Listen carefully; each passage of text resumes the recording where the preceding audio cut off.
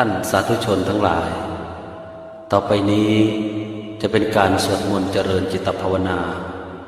ในบทอิติปิโส108ซึ่งเป็นบทที่โบราณอาจารย์ทั้งหลายได้กล่าวไว้ว่าเป็นพระคาถาที่มีอานุภาพมากที่สุดกว่าพระคาถาทั้งปวงที่ถือได้ว่าเป็นคาถาธงชัยภาวนา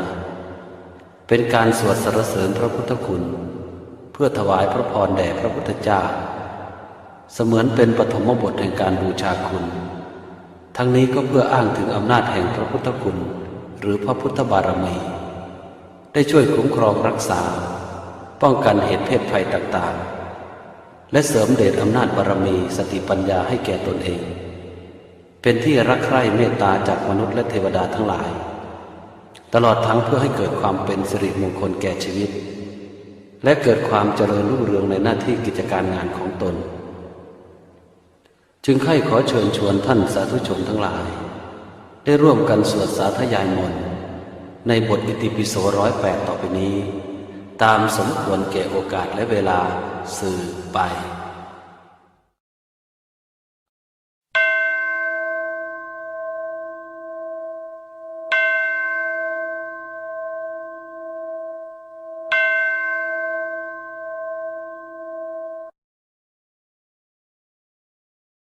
มยังพันเตวิสุงวิสุงรคณทายาติสรเนนะสหะปัญจศีลานิยาจามาทุติยัมปิมยังพันเตวิสุงวิสุงรคณทายาติสรเนนะสหะปัญจศีลานิยาจามาตติยัมปิมยังพันเตวิสุงวิสุงรคณทายาติสรเนนะสหะปัญจศีลานิยาจามานะโมตัสสะภะคะวะโตอะระหะโตสัมมาสัมพุทธัสสะนะโมตัสสะภะคะวะโตอะระหะโตสัมมาสัมพุทธัสสะนะโมตัสสะภะคะวะโตอะระหะโตสัมมาสัมพุทธัสสะนะโมตัสสะภะคะวะโตอะระหะโตสัมมาสัมพุทธัสสะนะโมตัสสะภะคะวะโตอะระหะโตสัมมาสัมพุทธัสสะนะโมตัสสะภะคะวะโตอะระหะโตสัมมาสัมพุทธัสสะพุทธังสรณังคัจฉามิพุทธังสรณังคัจฉามิธัมมังสรณังคัจฉามิธัมมังสรณังคัจฉามิสังฆังสรณังคัจฉามิสังฆังสรณังคัจฉามิทุติยัมปิพุทธังสรณังคัจฉามิทุติยัมปิพุทธังสรณังคัจฉามิทุติยัมปิธัมมังสรณังคัจฉามิทุติยัมปิธัมมังสรณังคัจฉามิทุติยัมปิสังฆังสรณังคัจฉามิทุติยัมปิสังฆังสรณังคัจฉามิตติยัมปิพุทธังสรณังคัจฉามิตติยัมปิพุทธังสรณังคัจฉามิตติยัมปิธัมมังสรณังคัจฉามิตติยัมปิธัมมังสรณังคัจฉามิตติยัมปิสังฆังสรณังคัจฉามิตติยัมปิสังฆังสรณังคัจฉามิปานาติปาตาเวระมณีสิกขาปะทังสมาธิยามิปานาติปาตาเว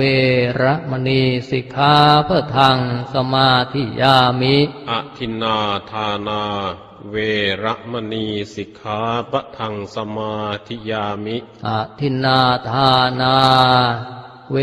ระมณีสิกขาปะทังสมาธิยามิกาเมสุมิจฉาจาราเวระมณีสิกขาปะทังสมาธิยามิกาเมสุมิจฉาจาราเวระมณีสิกขาปะทังสมาธิยามิ มุสาวาทาเวระมณีสิกขาปะทังสมาธิยามิมุสาวาทาเวระมณีสิกขาปะทังสมาธิยามิสุราเมระยะมัชฌปมาทัฏฐานาเวระมณีสิกขาปะทังสมาธิยามิสุราเมรยะมัชฌะปมาทัฏฐานาเวระมณีสิกขาปะทังสมาธิยามิอิมานิปัญจสิกขาปทานิสีเลนะสุขติยันติสีเลนะโภคสัมปทาสีเลนะนิพุติยันติตัสมาสีลังวิโสทะเยปริตวานเมตังสเมตาภทานตาอวิคิตาจิตตาปริตังพนานตุสักเคกาเมจรูเปคิริสิครตเตจันตลิเควิมาเนทิเประเทจคาเมตรุวนาคหะเนเคหวาทุมหิเคตเตภูมิมาจายันตุเทวาชลาธราวิสเมยักขคานทาพนาอาคาติทันตาสันติเกยังมุนิวระวจนังสาทะโวเมสุนานตุธรรมัสสวนกาโลอายัมภทันตาธรรมัสสวนกาโลอายัมภทันตาธรรมัสสวนกาโลอายัมภทันตา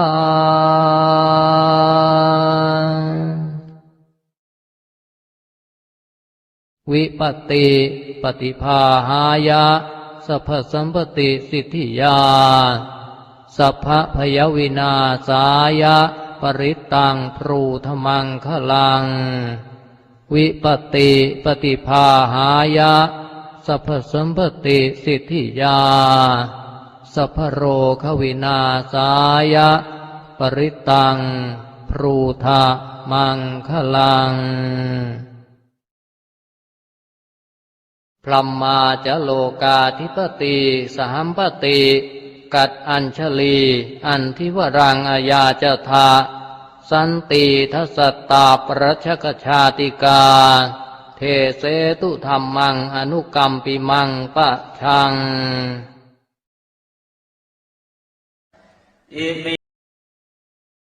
อิติปิโสภะคะวาอะระหังสัมมาสัมพุทโธเวชชาจารณะสัมปันโนสุขโตโลกวิทูอนุตตโรปุริสธรรมสารติสัทธาเทวมนุสานังพุทโธภะคะวาติสวากขาโตภะคะวตาธัมโมสันเทติโกอากาลิโกเอหิปัสสิโกโห ตังเวทิตาโพเวนโยเฮติสุปฏิปันโนภควโตสาวกสังโฆอุชุปฏิปันโนภควโตสาวกสังโฆญายปฏิปันโนภควโตสาวกสังโฆสามีจิปฏิปันโนภควโตสาวกสังโฆยติทางจัตตาริปุริสยุคานิอัตถปุริสปุคลาเอสัพพะวะโตสาวกสังโฆ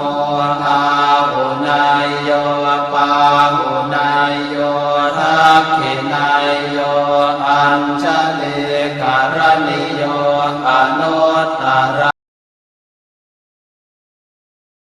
อิติปิโสภะคะวาอะระหังสัมมาสัมพุทโธเวชาจารณะสัมปันโนสุขโตโลกวิทูอนุตตรปุริสธรรมสารติสัทธาเทวมนุสานังพุทโธ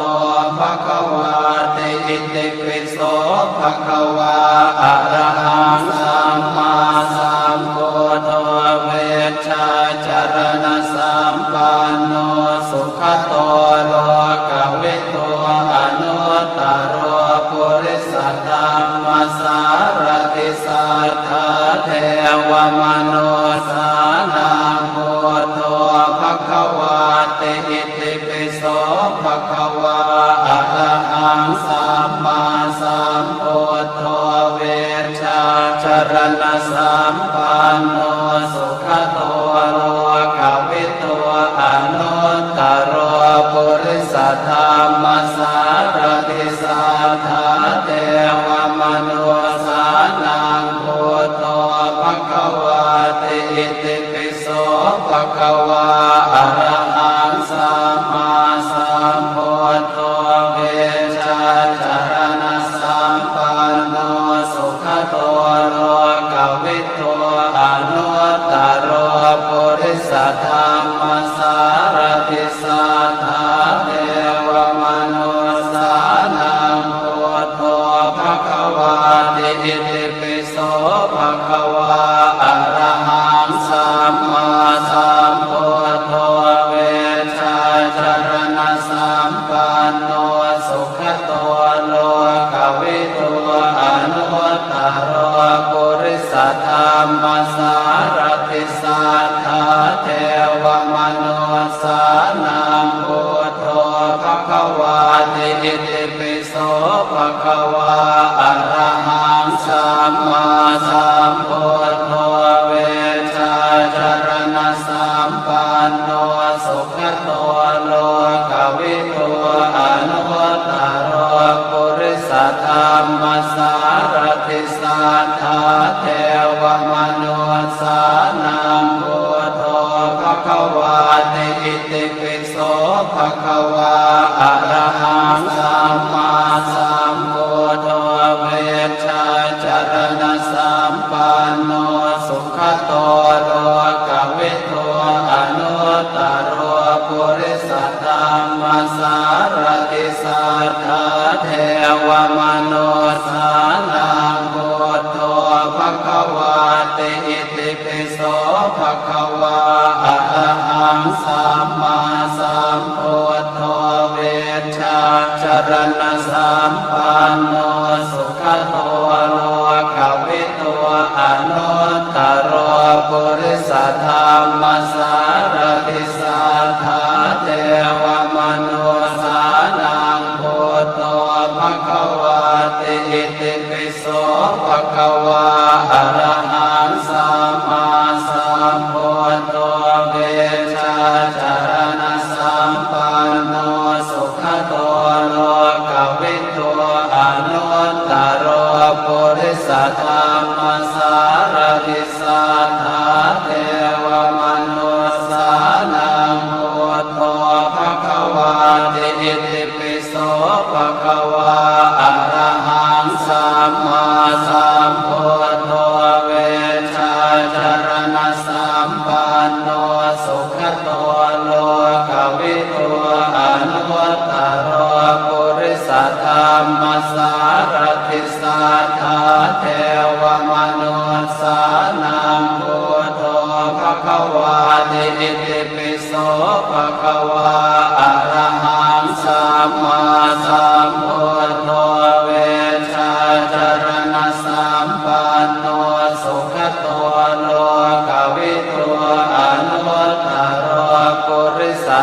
มมาสารติสัทธาเทวมนุสานังพุทโธภควาติอิติปิโส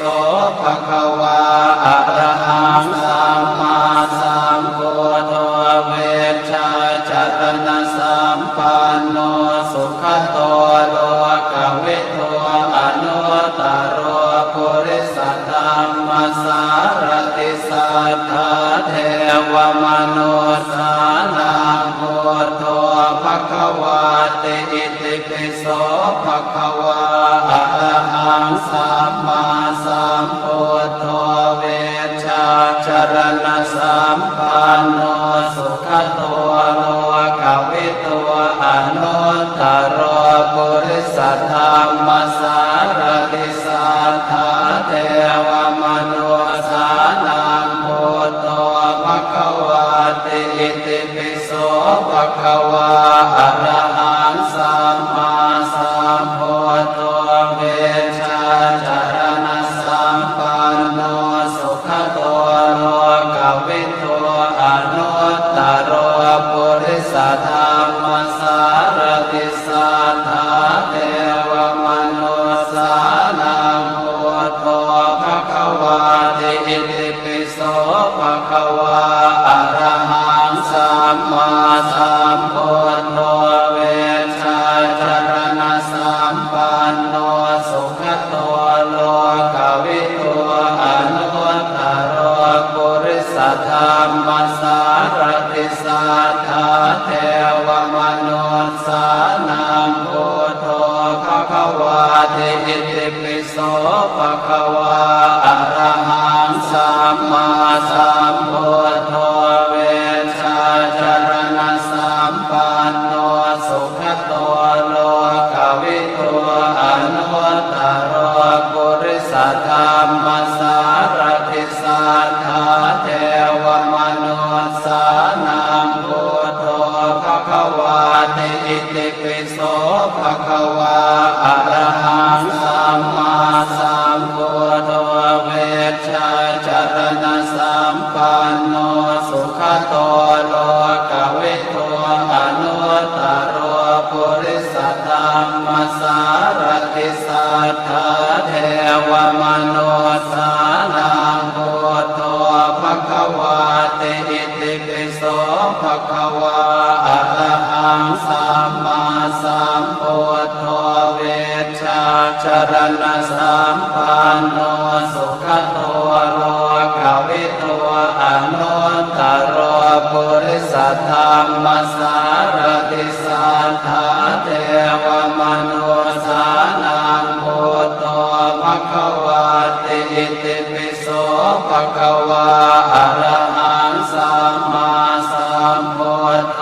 เวชชาจารณะสัมปันโนสุขโตโล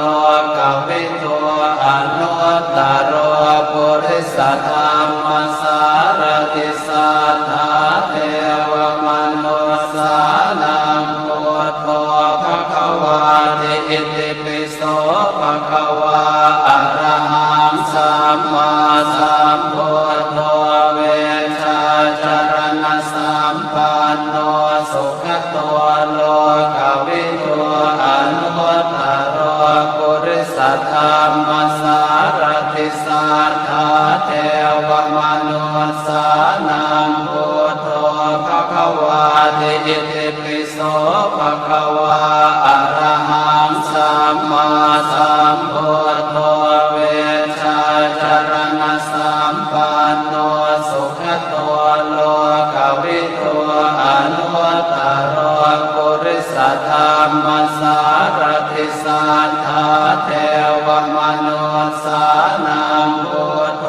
ภควาติอิติปิโส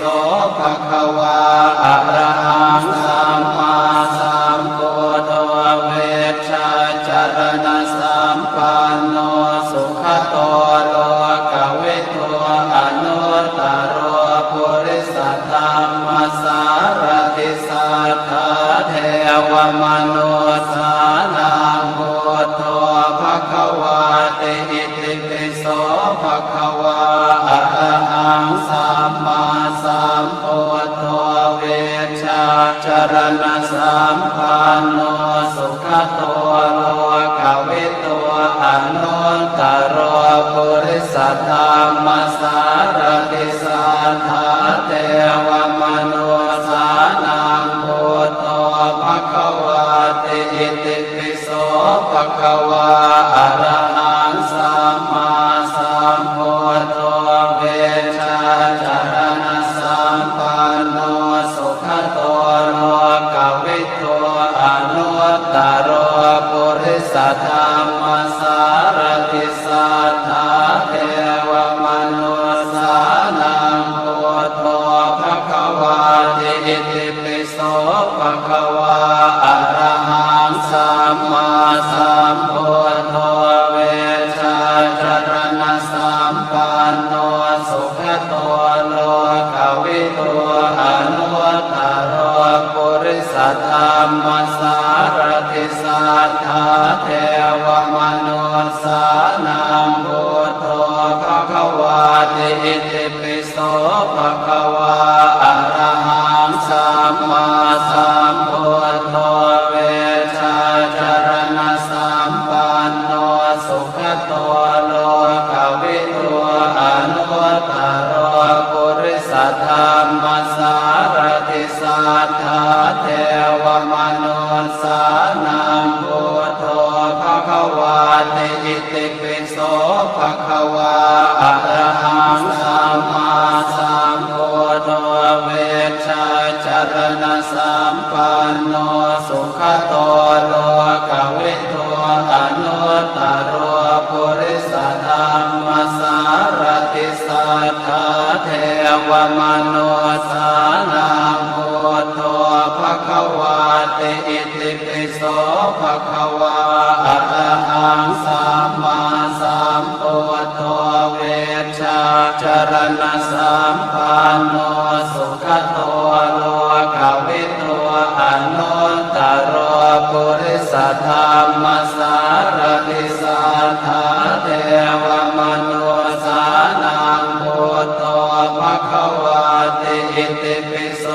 ภควาอะระหังสัมมาสัมพุทโธเวชาจารณะสัมปันโนสุขโตโลกวิทูอนุตตรปุริสธรรมสารติสัทธาเทวมนุสานังพุทโธภควาติอิติปิโสภควาอะระหังสัมมาสัมพุทโธเวชาจารณะสัมปันโนสุขโตโลกวิทูอนุตตรปุริสธรรมสารติสัทธาเทวมนุสานังพุทโธภควาติอิติปิโสภควาอะระหังสัมมาสัมพุทโธเวชาจารณะสัมปันโนสุขโตโลกวิทูอนุตตรปุริสธรรมสารติสัทธาเทวมนุสานังพุทโธภควาติอิติปิโสภควาอะระหังสัมมาสัมพุทโธเวชาจารณะสัมปันโนสุขโตโลกวิทูอนุตตรปุริสธรรมสารติสัทธาเทวมนุสานังพุทโธภควาติอิติปิโสภควาอะระหังสัมมาสัมพุทโธเวชาจารณะสัมปันโนสุขโตโลกวิทูอนุตตรปุริสธรรมสารติสัทธาเทวมนุสานังพุทโธภควาติอิติปิโสภควาอะระหังสัมมาสัมพุทโธเวชาจารณะสัมปันโนสุขโตโลกวิทูอนุตตรปุริสธรรมสารติสัทธาเทวมนุสานั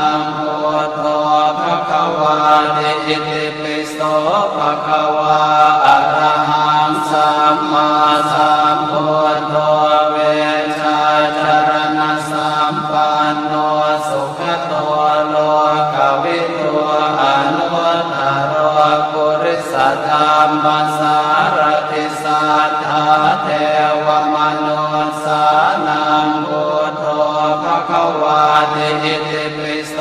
ภะคะวาอะระหังสัมมาสัมพุทโธเวชาจารณะสัมปันโนสุขโตโลกวิทูอนุตตรปุริสธรรมสารติสัทธาเทวมนุสานังพุทโธภะคะวาติอิติปิโสภะคะวาอะระหังสัมมาสัมพุทโธเวชาจารณะสัมปันโนสุขโตโลกวิทูอนุตตรปุริสธรรมสารติสัทธาเทวมนุสานังพุทโธภะคะวาติอิติปิโสภะคะวาอะระหังสัมมาสัมพุทโธเวชาจารณะสัมปันโนสุขโตโลกวิทูอนุตตรปุริสธรรมสารติสัทธาเทวมนุสานังพุทโธภะคะวาติอิติปิโสภะคะวาอะระหังสัมมาสัมพุทโธเวชาจารณะสัมปันโนสุขโตโลกวิทูอนุตตรปุริสธรรมสารติสัทธาเทวมนุสานังพุทโธภะคะวาติอิติปิโสภะคะวาอะระหังสัมมาสัมพุทโธเวชาจารณะสัมปันโนสุขโตโลกวิทูอนุตตรปุริสธรรมสารติสัทธาเทวมนุสานังพุทโธภะคะวาติอิติปิโสภะคะวาอะระหังสัมมาสัมพุทโธเวชาจารณะสัมปันโนสุขโตโลกวิทูอนุตตรปุริสธรรมสารติสัทธาเทวมนุสานังพุทโธภะคะวาติอิติปิโสภะคะวาอะระหังสัมมาสัมพุทโธเวชาจารณะสัมปันโนสุขโตโลกวิทูอนุตตรปุริสธรรมสารติสัทธาเทวมนุสานังพุทโธภะคะวาติอิติปิโสภะคะวาอะระหังสัมมาสัมพุทโธเวชาจารณะสัมปันโนสุขโตโลกวิทูอนุตตรปุริสธรรมสารติสัทธาเทวมนุสานังพุทโธภะคะวาติอิติปิโสภะคะวาอะระหังสัมมาสัมพุทโธเวชาจารณะสัมปันโนสุขโตโลกวิทูอนุตตรปุริสธรรมสารติสัทธาเทวมนุสานังพุทโธภะคะวาติอิติปิโสภะคะวาอะระหังสัมมาสัมพุทโธเวชาจารณะสัมปันโนสุขโตโลกวิทูอนุตตรปุริสธรรมสารติสัทธาเทวมนุสานังพุทโธภะคะวาติอิติปิโสภะคะวาอะระหังสัมมาสัมพุทโธ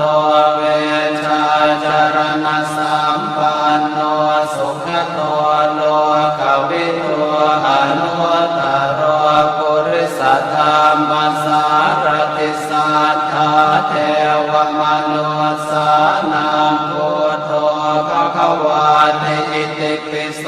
ภะคะวาอะระหังสัมมาสัมพุทโธเวชาจารณะสัมปันโนสุขโตโลกวิทูอนุต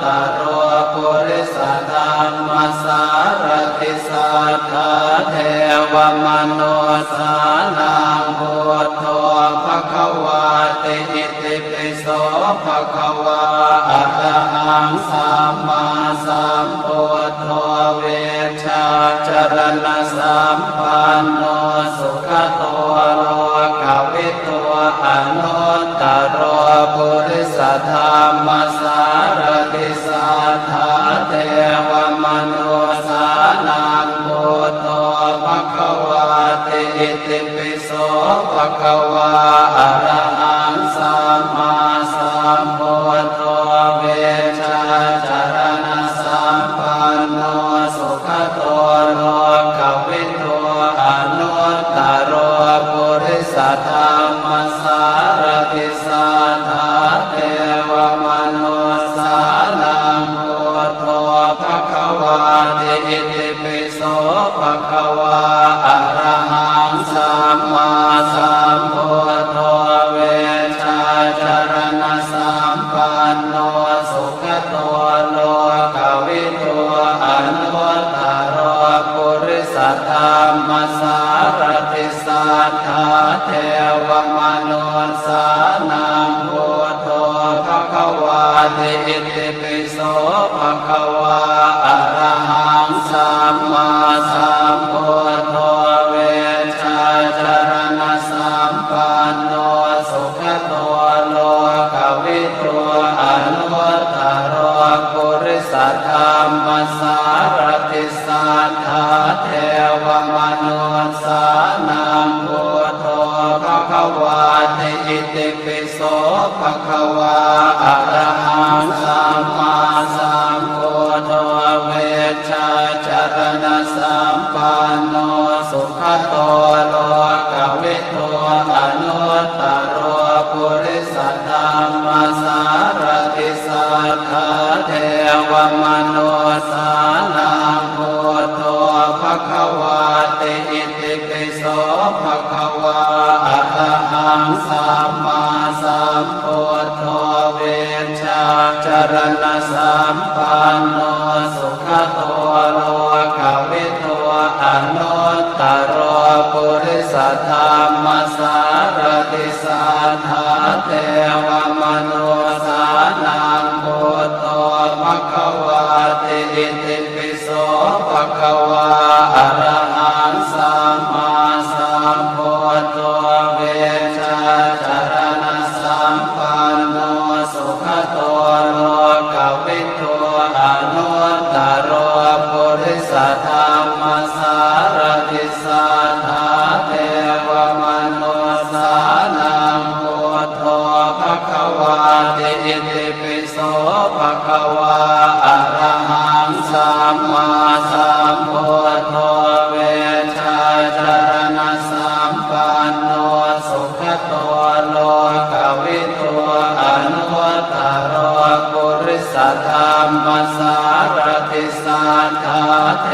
วมนุสานังพุทโธภควาติอิติปิโสภควาอะระหังสัมมาสัมพุทโธเวชาจรณะสัมปันโนสุขโตโลกวิทูอนุตตรปุริสธรรมสารติสัทธาเท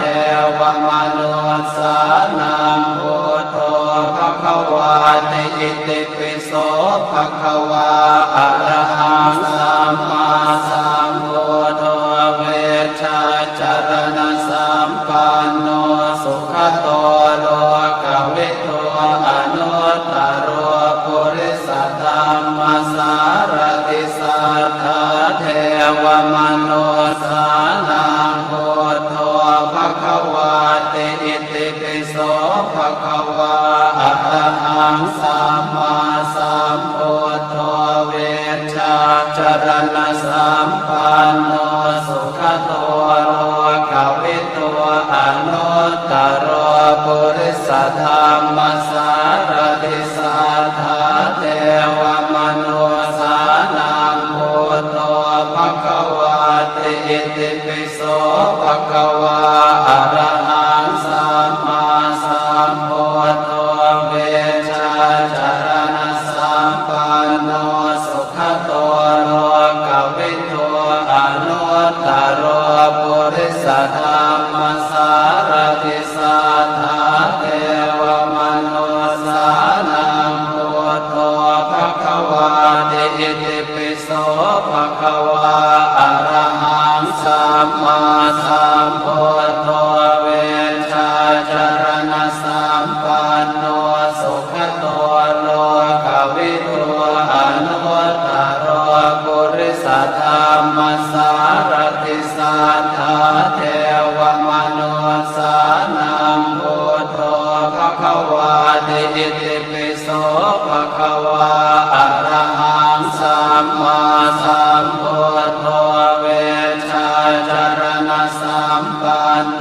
สุขโต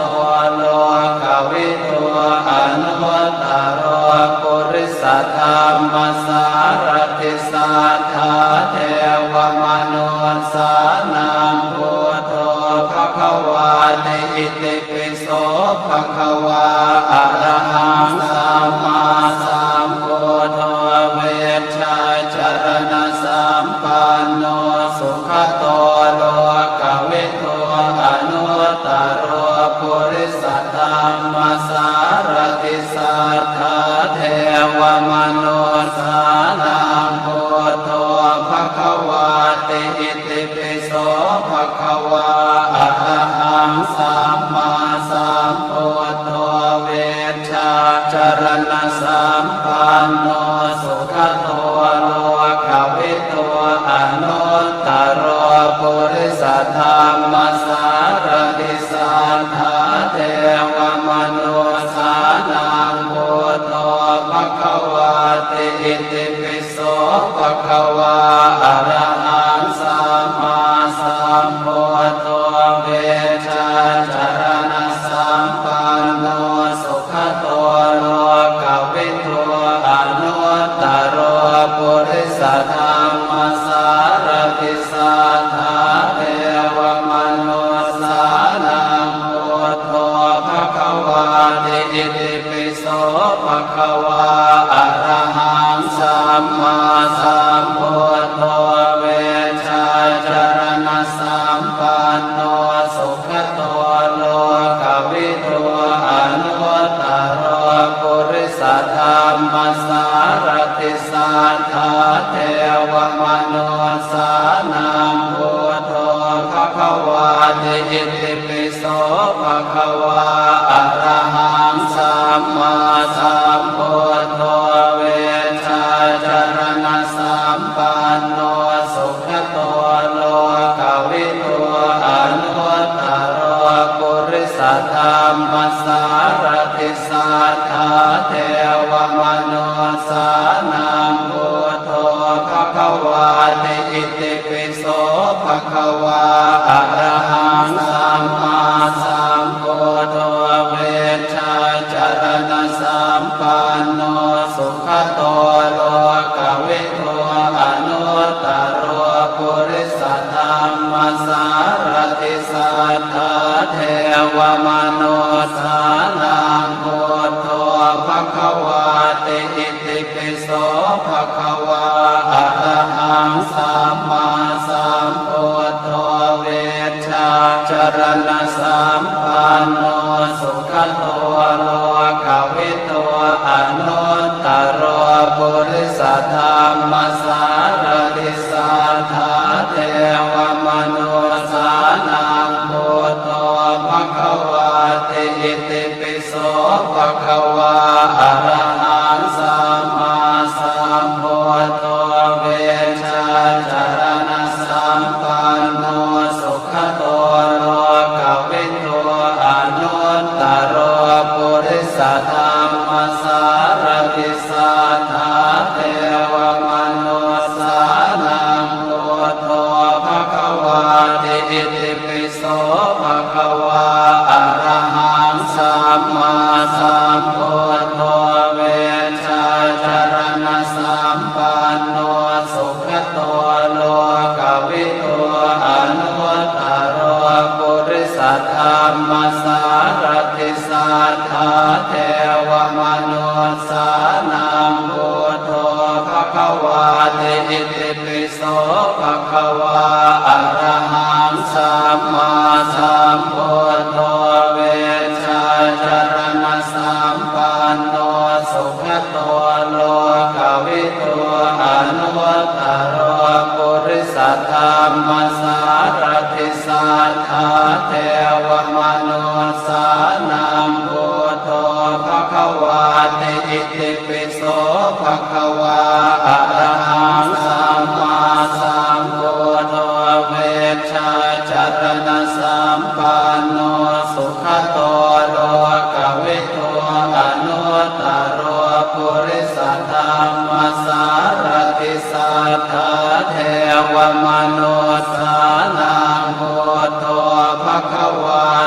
อิติปิโส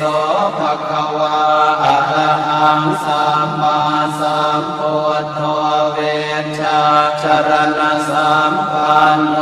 สุขโตโลกวิทูอนุตตรปุริสธรรมสารติสัทธาเทวมนุสานังพุทโธภะคะวาติอิติปิโสภะคะวาอะระหังสัมมาสัมพุทโธเวชชาจรณะสัมปันโนสุขโตโลกวิทูอนุตตรปุริสธรรมสารติสัทธาเทวมนุสานังพุทโธภะคะวาติอิติปิโสภะคะวาอะระหังสัมมาสัมพุทโธเวชชาจรณะสัมปันโนสุขโตโล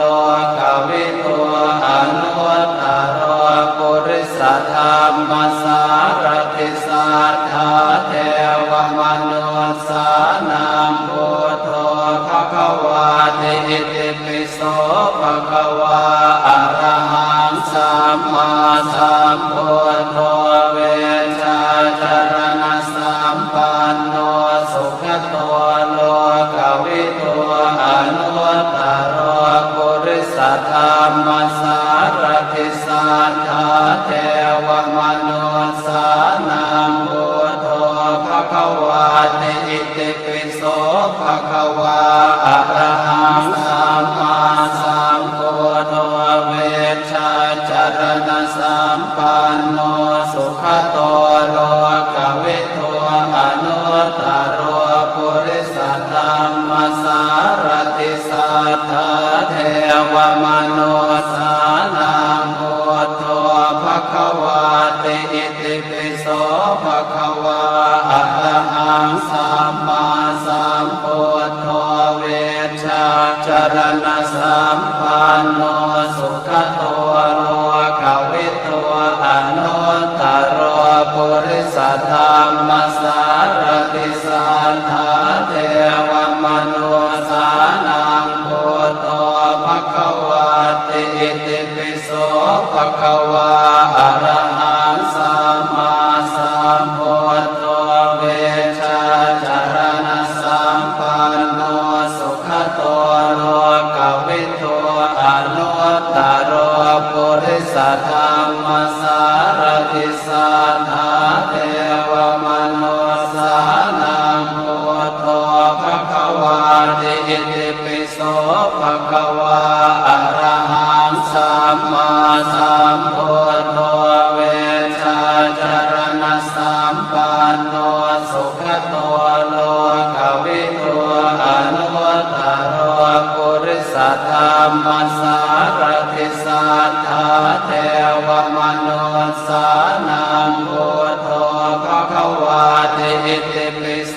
ภะคะวาอะระหังสัมมาสัมพุทโธเวชชาจรณะสัมปันโนสุขโตโล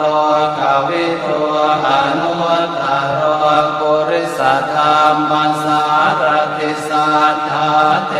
วมนุสานังพุทโธภะคะวาติอิติปิโสภะคะวาอะระหังสัมมาสัมพุทโธเวชชาจรณะสัมปันโนสุขโตโลกวิทูอนุตตรปุริสธรรมสารติสัทธาเทวมนุสานังพุทโธภะคะวาติอิติปิโสภะคะวาอะระหังสัมมาสัมพุทโธเวชชาจรณะสัมปันโนสุขโตโลกวิทูอนุตตร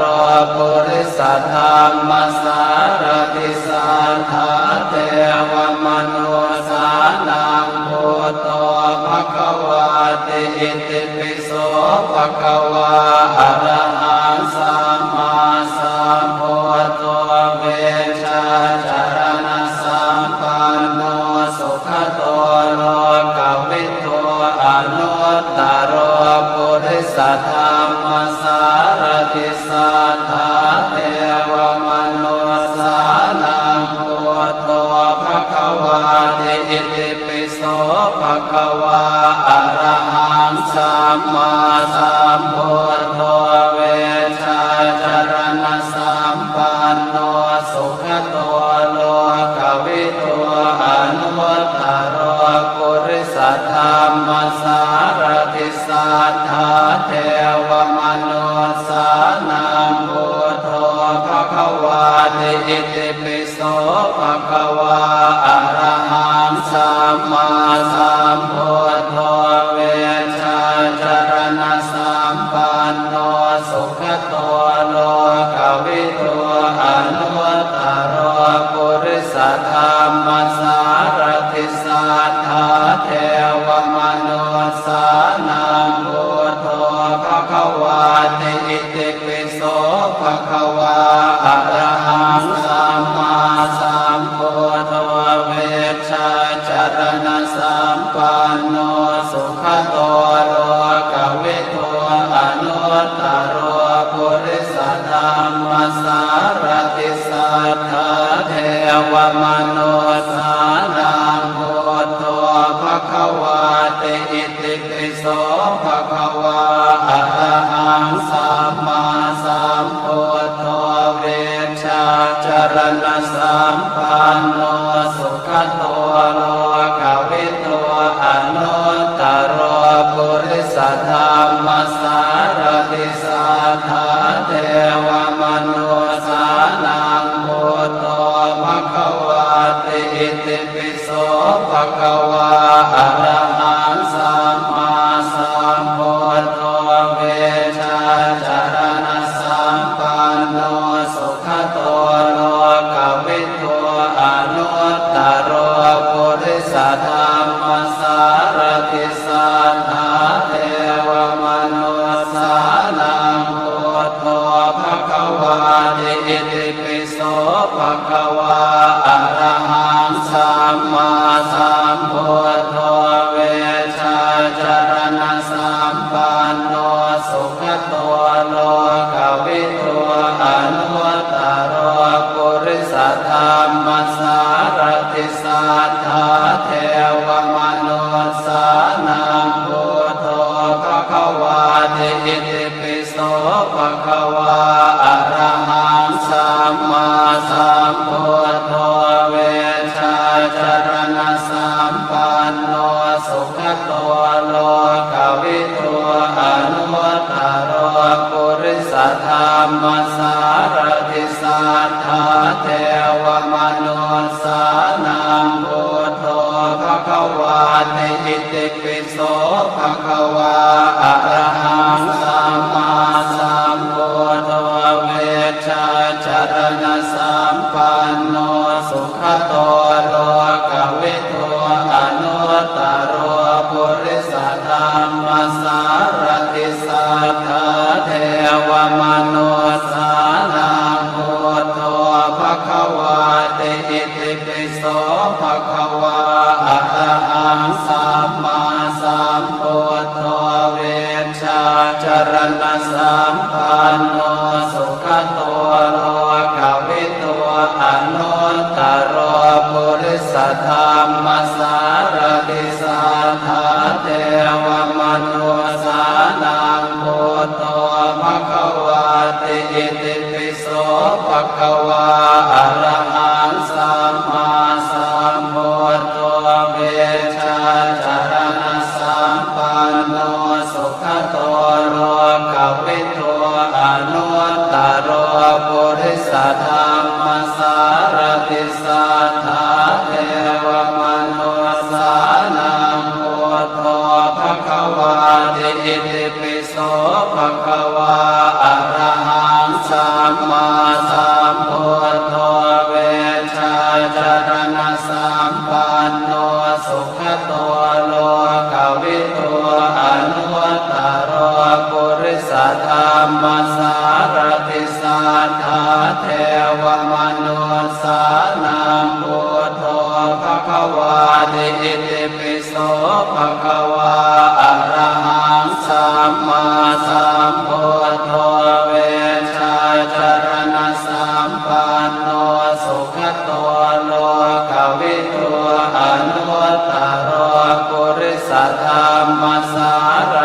สัทธาเทวมนุสสานังพุทโธภควาติอิติปิโสภควาอะระหังสัมมาสัมพุทโธเวชชาจารณสัมปันโนสุขโตโลกวิทูอนุตตรปุริสธรรมสารติสัทธาเทวมนุสสานังพุทโธภควาติอิติปิโสภควาอะระหังสัมมาสัมพุทโธเวชชาจารณสัมปันโนสุขโตโลกวิทูอนุตตรปุริสธรรมสารติสัทธาเทวมนุสสานังพุทโธภควาติอิติปิโสภควาอะระหังสัมมาสัมพุทโธเวชชาจารณสัมปันโนสุขโตโลกวิทูอนุตตรปุริสธรรมสารติสัทธาเทวมนุสสานังพุทโธภควาติอิติปิโสภควาอะระหังสัมมาสัมพุทโธเวชชาจารณสัมปันโนสุขโตโลกวิทูอนุตตรปุริสธรรมสารติสัทธาเทวมนุสสานังพุทโธภควาติอิติปิโสภควาอะระหังสัมมาสัมพุทโธเวชชาจารณสัมปันโนสุขโตโลกวิทูอนุตตรปุริสธรรมสารติสัทธาเทวมนุสสานังพุทโธภควาติอิติปิโสภควาอะระหังสัมมาสัมพุทโธเวชชาจารณสัมปันโนสุขโตโลกวิทูอนุตตรปุริสธรรมสารติสัทธาเทวมนุสสานังพุทโธภควาติอิติปิโสภควาอะระหังสัมมาสัมพุทโธเวชชาจารณสัมปันโนสุขโตโลกวิทูอนุตตรปุริสธรรมสารติสัทธาเทวมนุสสานังพุทโธภควาติอิติปิโสภควาอะระหังสัมมาสัมพุทโธเวชชาจารณสัมปันโนสุขโตโลกวิทูอนุตตรปุริสธรรมสารติสัทธาเทวมนุสสานังพุทโธภควาติอิติปิโสภควาอะระหังสัมมาสัมพุทโธเวชชาจารณสัมปันโนสุขโตโลกวิทูอนุตตรปุริสธรรมสารติสัทธาเทวมนุสสานังพุทโธภควาติอิติปิโสภควาอะระหังสัมมาสัมพุทโธเวชชาจารณสัมปันโนสุขโตโลกวิทูอนุตตรปุริสธรรมสารติสัทธาเทวมนุสสานังพุทโธภควาติอิติปิโสภควาอะระหังสัมมาสัมพุทโธเวชชาจารณสัมปันโนสุขโตโลกวิทูอนุตตรปุริสธรรมสารติสัทธาเทวมนุสสานังพุทโธภควาติอิติปิโส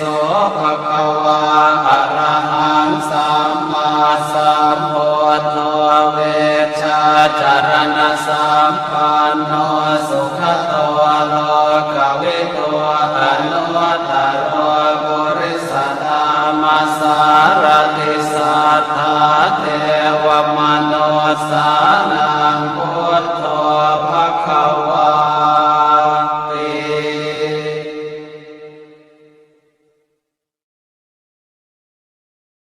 ภวตุ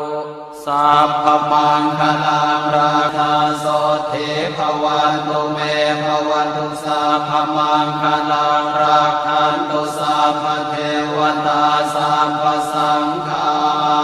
นุภาเวนัสสทธาโสเทภวันตุเม